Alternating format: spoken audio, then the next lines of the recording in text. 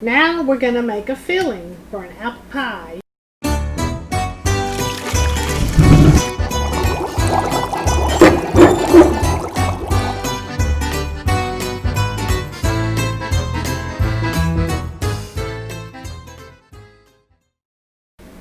Okay, welcome back. We got our pie crust. They're chilling. Now we're going to make a filling for an apple pie. You can use any filling you want, but I got blessed with a bunch of green apples and I said, hey, apple pie time. So we use about 6 to 8 apples, just depending on their size. If they're really large apples, you just probably want to use 6. If they're smaller apples, you want to use about 8 apples. This is something new that I'm going to try. I love to cook with white raisins. They're hard to find sometimes. I like them because they're juicier and plumper than the other black raisins. So I always try to use the golden raisins. But I soak these in a couple of tablespoons of cognac, or you can use whiskey or bourbon, whatever you prefer. But these have been soaking all night long. And this is a cup because I'm going to make 2 pies of raisins. So I use 4 tablespoons. Now the apples, I love my little apple peeler. It's awesome. You just put it over the stem area of the apple and press. And there, voila. You can eat them. This makes eating apples a lot easier, so it encourages healthier eating. Plus, it makes it an easier process when baking an apple pie. You don't want chunky pieces of apple pie, because then they won't cook and be soft. But then you don't want them too little, because then they get mushy.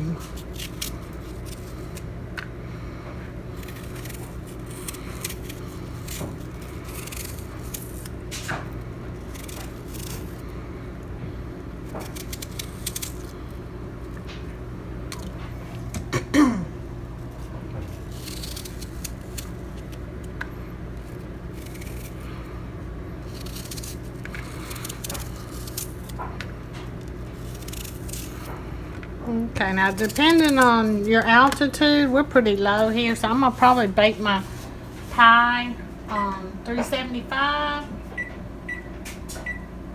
But if you're a higher altitude, you're going to probably want to put the temperature up at least to 400. I have about 1/3 cup of white sugar.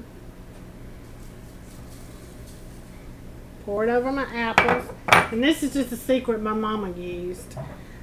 It really makes a really good apple pie. But you just sprinkle a little brown sugar in there too.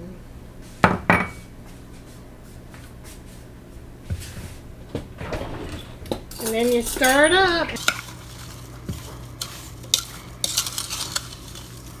And kind of let them sugars melt down a little bit on the apples. And we'll set it aside.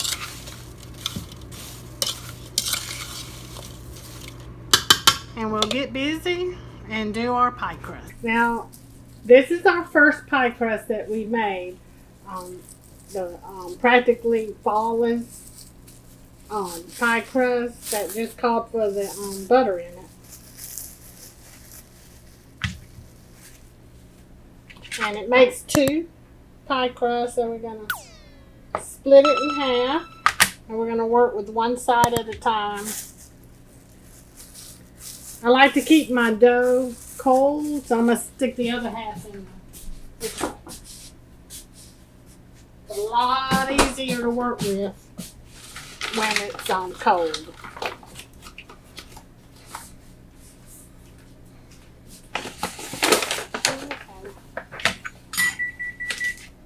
We're going to just sprinkle. We don't want to use a lot of flour, but we don't want it to stick either. So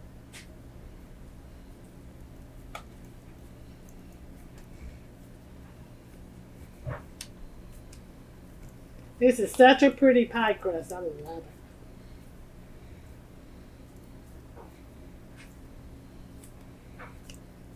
I'm curious to see how the one with the shortening turns out, though. The shortening and the distilled vinegar.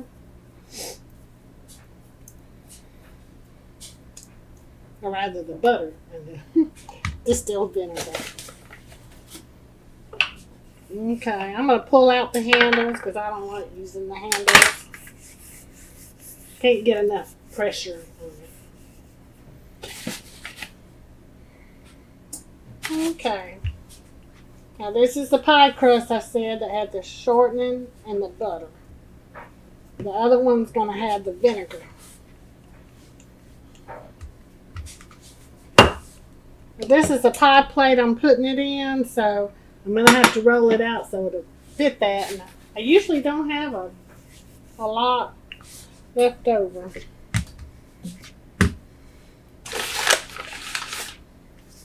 And it's okay if you mess up. Just put it back in the ball and start over again.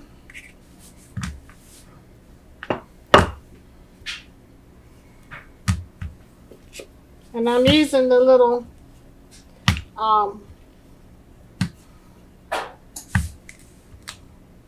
plastic mat that I got from the kitchen supply store.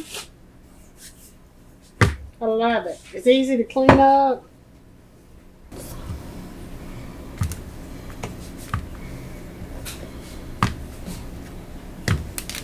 But isn't that a pretty pie crust? You see, it fits on there pretty good. So now comes the fun part, is getting it off of here without tearing it up.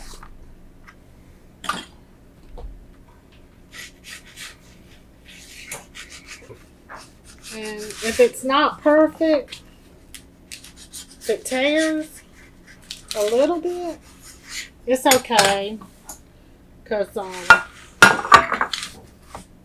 you can just pat it together.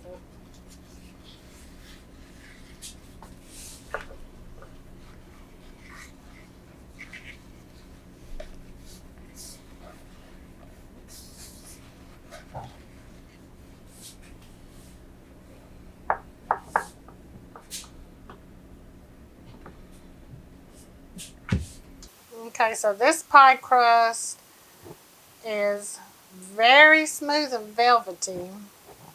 It's really easy to roll out, place in the pie pan or pie plate. We're going to cut the edges off.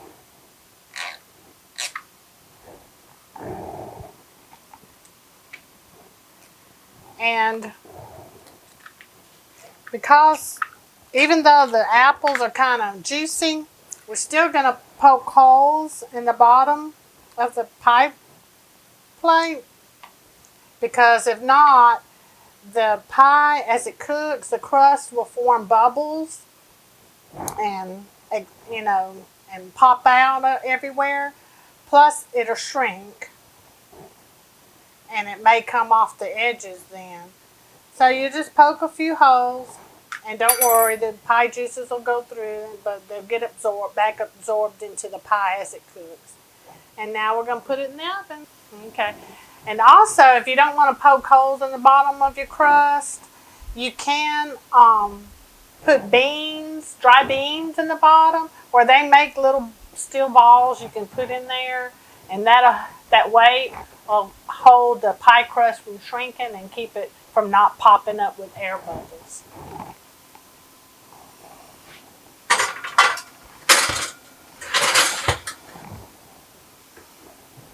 Okay, so now it's been about 10 minutes, but I just left it in there a little longer. It's not that you want it to get brown, but you don't want it to have that wet look. It's beautiful. Huh? I love this pie crust.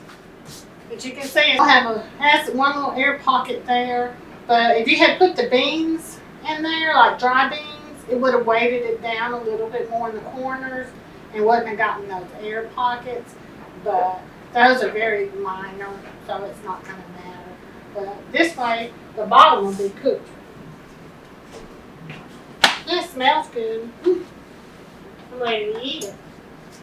Okay, so now we're going to I guess we'll go ahead and put the filling in it. I got my measuring cup. I'm gonna put a half a cup of, ooh, smells good. And like I said, you can soak the raisins either in cognac, bourbon, whiskey, whatever you prefer.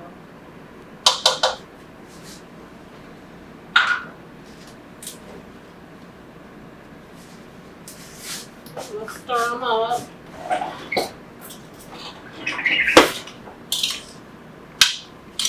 And that's your filling. Really nothing to it. I'm pouring in the pie crust.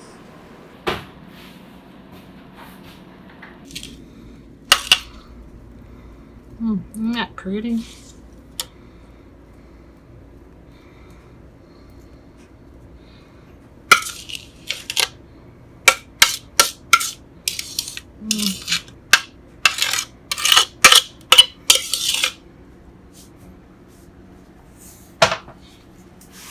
Just get the apple situated the way you want.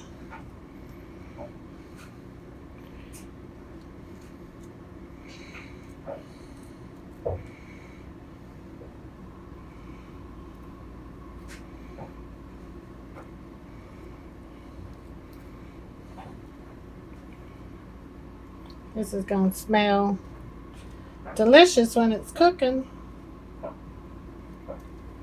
And then you want to take about 2 tablespoons of butter and just slice it in there.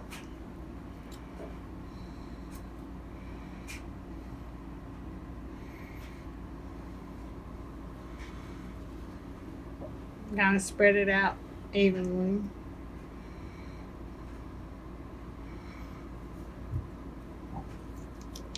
Again, this is unsalted butter.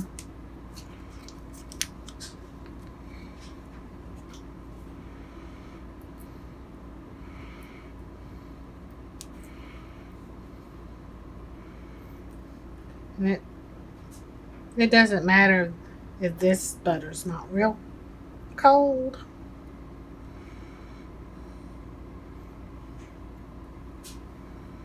All right, and the filling's finished, so now all we got to do is cover it.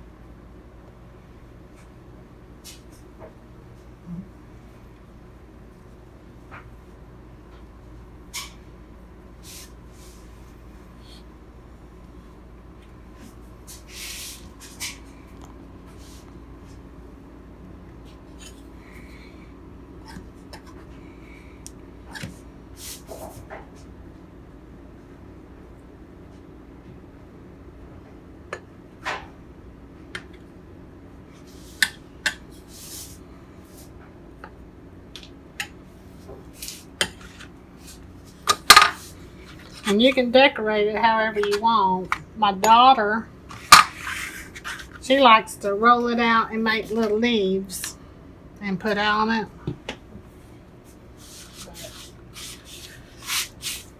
If you got the time, that's nice. Stick it on a pan and bake.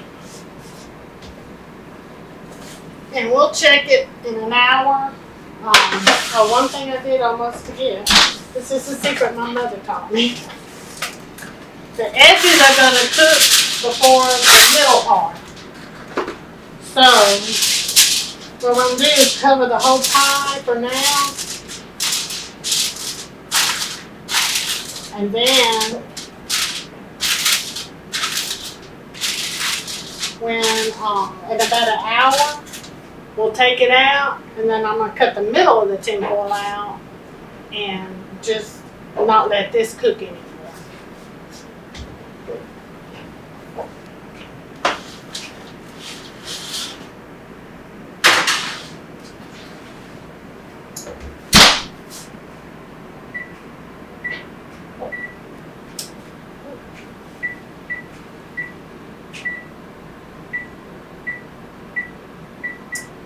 There, okay. We'll check it back in an hour. And it's at 375 degrees still. And it's on another pan because it's going to bubble over. The juices probably will still bubble over. And I just want to keep my oven clean. Okay, so now the pie's cooked for about an hour. And now I'm going to cover the edges and do a little egg wash to shine it up and cook it maybe 5 more minutes. This is my egg. And just add a little water.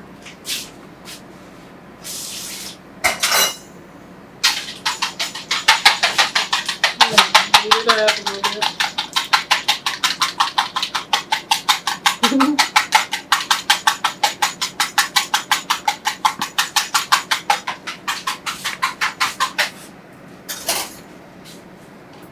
I'm just going to brush it on there.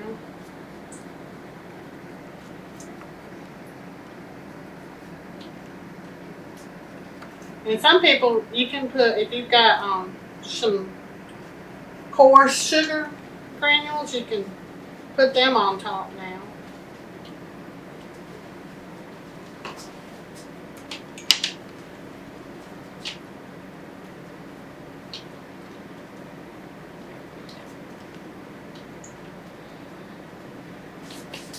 I think we have some little blue sugar.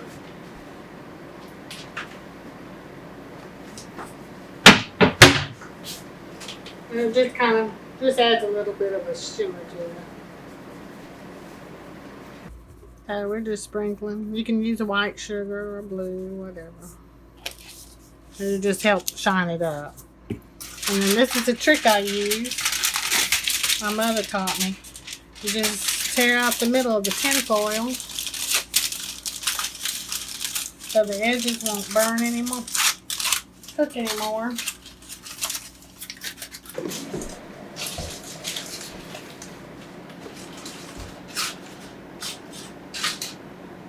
It's ready to put back in the oven for about 5 more minutes. Is all.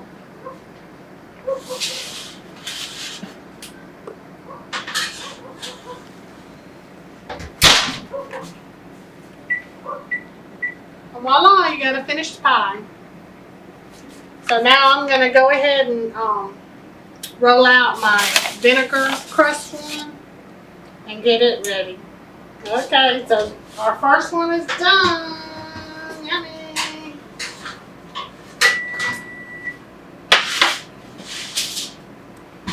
And voila. Got a beautiful pie. And now we're going to put in our one made with vinegar. As soon as I cut the crust off, we'll cover it and get it going.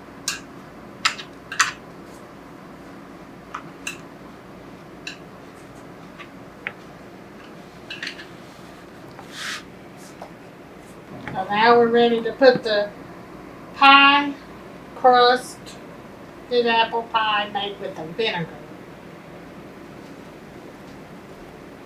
Butter and vinegar. The first one had butter and Crisco.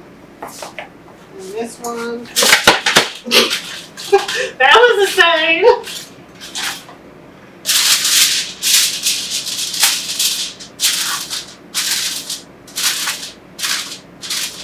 Okay.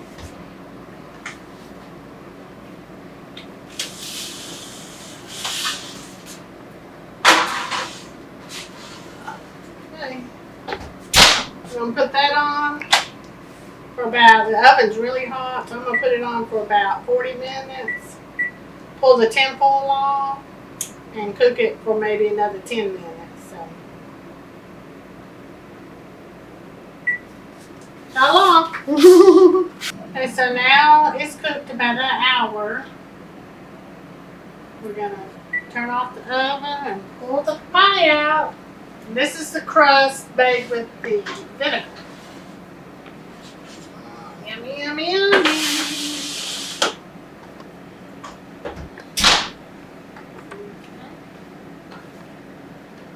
It's good to let the pie sit for a while before you cut it. And, but we're going to go ahead and slice it.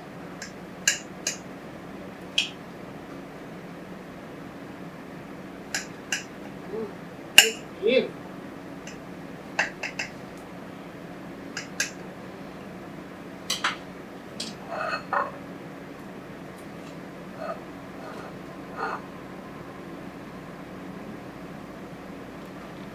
Beautiful.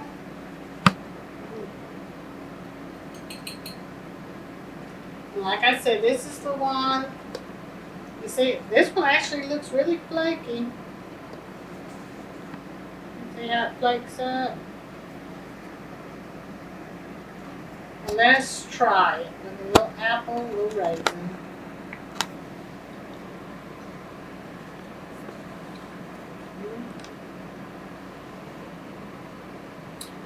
It's definitely got I don't taste the vinegar, but it actually really, I don't know if it's the juices from the apples, really has a good taste to the crust. I think I might like the taste of this one better than my original crust. But we'll get my original one out. It's in the freezer right now.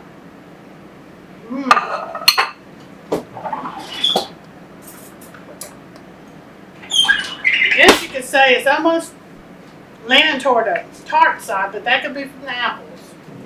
Now my original pie, I saved a slice, but you can see how flaky it is. It's real flaky. And this one doesn't have any vinegar, but it does have the Crisco or the shortening in it.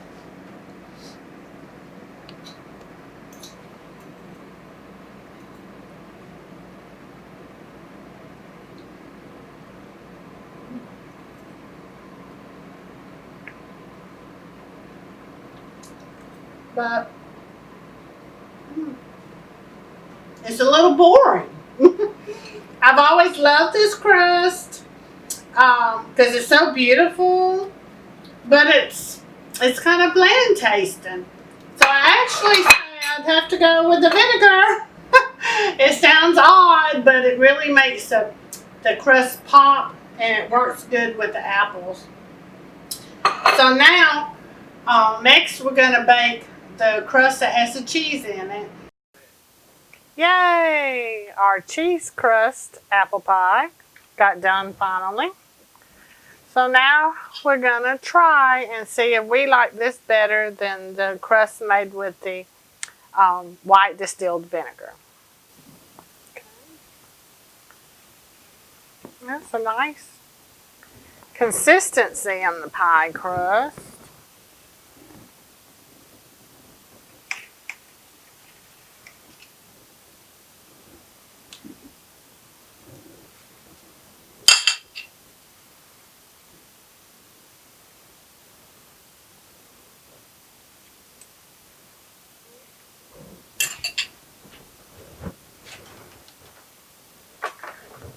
Get my little spatula out.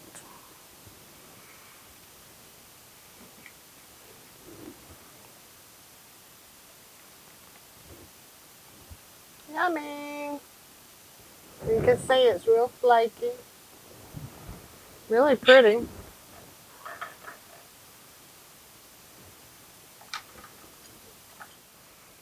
Okay, let's try it.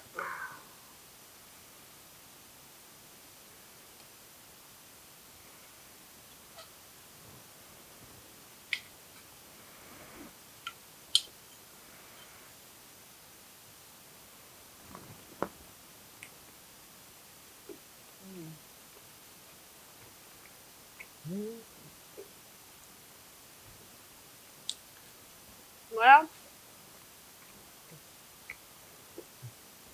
it's a little bit different taste. I still like it better than my No-Fail baked crust. That one actually will not be my favorite no more. It'll be between my cheese crust and the white distilled vinegar crust. But this one's really delicious, and if you like cheese like my mother did, this will be perfect to make.